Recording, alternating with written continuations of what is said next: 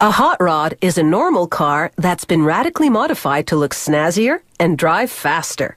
Some amateur mechanics tinker away at building one in their garage, while other car buffs custom order one from a specialty auto shop. Either way, hot rod lovers are driven by their passion for these mean machines.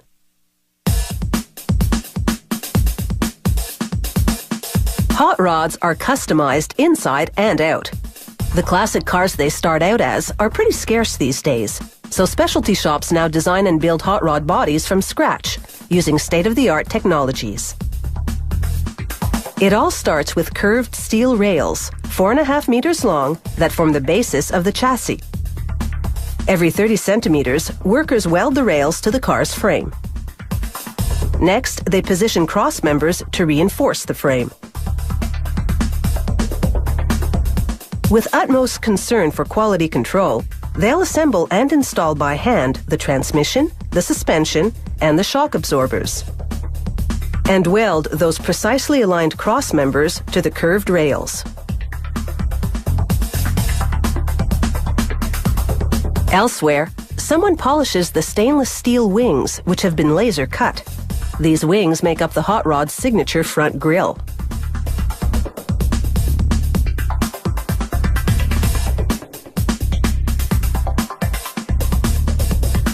Mounting the disc brakes onto such a high-end machine takes specialists.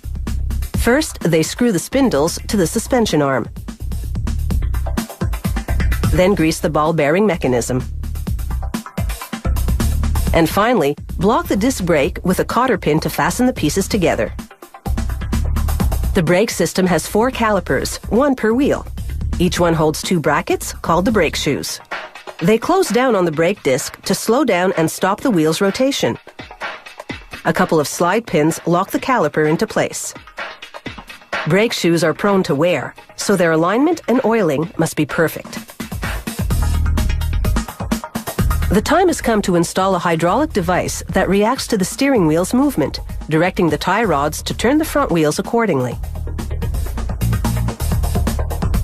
A pneumatic tool is used to affix the pinion of the steering mechanism. At every step, workers carefully check and double-check each part. Using a jack, they lift the differential housing into position. It anchors the rear wheel's propulsion system to the car's frame. They attach the suspension arms to the axles at an angle. Meanwhile, a painter sprays a coat of resin gel onto the plastic molds with which they make the car's fiberglass body parts.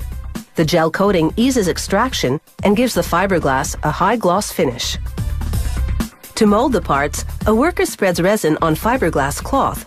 They call this step wetting the fiberglass map.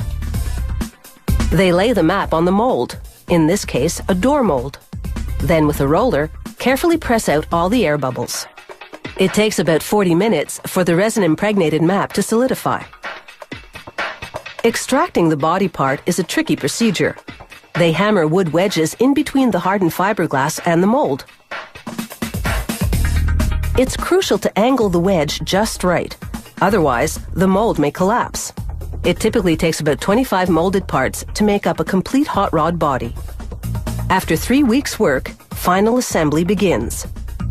After the back panels comes the front, otherwise known as the nose. Next come the fenders, then the stylish running board. And no hot rod is complete without its signature grille. The windshield frame helps support the roof, or Carson top in hot rod lingo. The front hood completes this 37 Ford-inspired body. It ships without a paint job. That's because customization is everything in the hot rod biz. The buyer decides how to finish the car by choosing, for example, this retro dashboard designed to blend spectacularly with the rest of the car.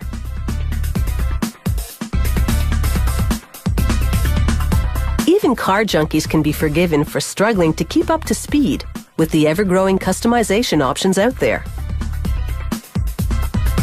From the engine, to the rims, to the seats, to the chromes. When it comes to customizing your hot rod, you're in the driver's seat.